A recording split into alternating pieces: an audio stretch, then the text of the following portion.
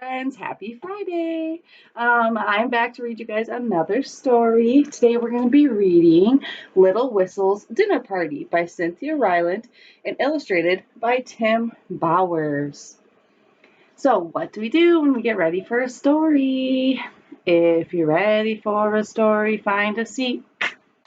If you're ready for a story, find a seat. If you're ready for a story, check your hands and then your feet. If you're ready for a story, find a seat. Alrighty, guys. So it is Friday. It looks like the sun is coming out today. Hopefully, some of you guys are able to make it outside. I hope you guys have been having fun. So let's get started on this story.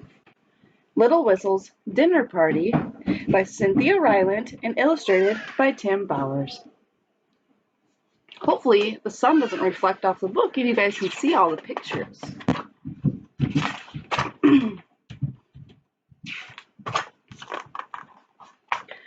Toy Town was home to many wonderful toys and to one small guinea pig named Little Whistle.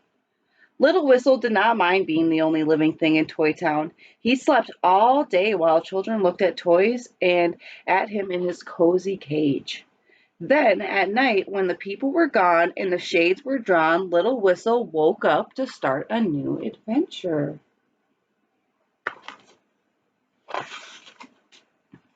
Toy Town was a perfect place for adventure because after the shades were drawn, the toys blinked their eyes and moved their heads and stopped acting like toys altogether.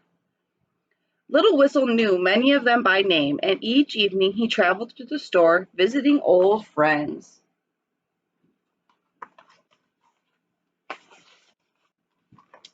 One particular night, Little Whistle woke up feeling quite hungry.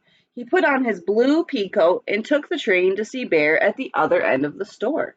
Bear was trying on a fireman's helmet when Little Whistle arrived. Have any of you guys ever tried on a firefighter helmet before? I know a couple of you have at our Head Start. "Hello, Bear," said Little Whistle with a smile. "Have you eaten?" Bear set down the helmet and picked up a baseball cap.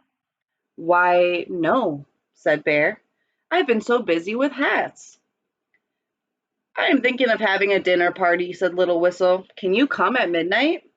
"Certainly," said Bear. "I shall wear my fedora." This is a fedora. It's a type of hat that people wear.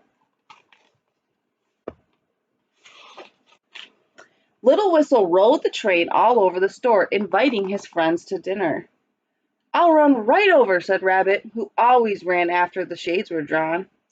"I'll bring a smile and a song," said Violet, the little china doll who liked to sing.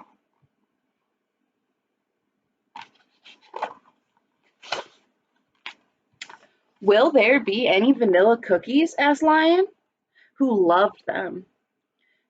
"Try to have vanilla cookies," he said. Soldier gave Little Whistle a sharp salute and said, "Once the babies are asleep, I'll march right over." Each night, Soldier read stories to all the Toy Town babies. Well, that's nice of the soldier. He reads all the stories to the little dolly toys.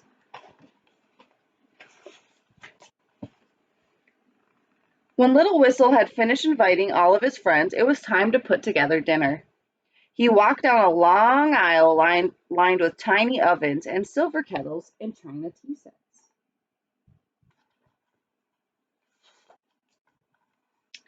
He opened an oven door and looked inside. "Perfect," he said. He put the oven into a little shopping cart and moved on.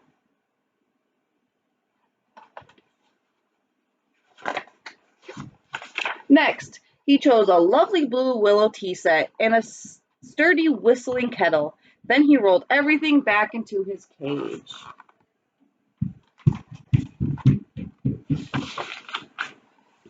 Inside the cage was a special corner where Little Whistle kept hidden all of his best guinea pig treats. He kept them for special occasions just like this one.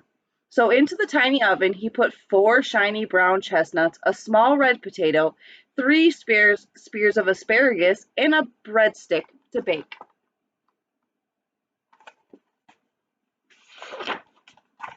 Little Whistle's cage was too small for company, so while dinner was baking, he cleared the Toy Town counter and spread it with the lovely blue willow dishes.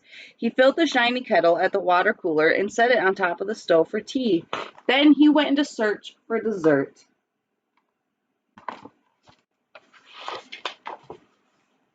At midnight, Little Whistle's guests began arriving. Bear looked very handsome in his fedora. He had brought along a mirror so he could admire his hat during dinner. Violet came singing and smiling. Soldier marched to the party with a book under his arm. Lion showed up looking very hungry. And of course, Rabbit ran by several times before finally stopping. But where was Little Whistle? Where did he go? He was coming in a helicopter. All of the dinner guests waved as Little Whistle traveled towards them. And what was he holding? A box of vanilla cookies.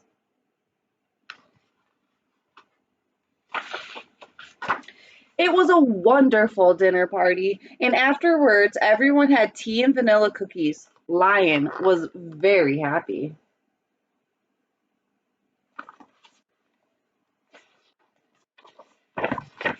Naturally, the helicopter pilot took a nice plate of food home.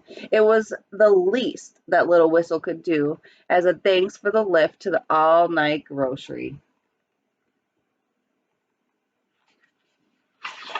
The end.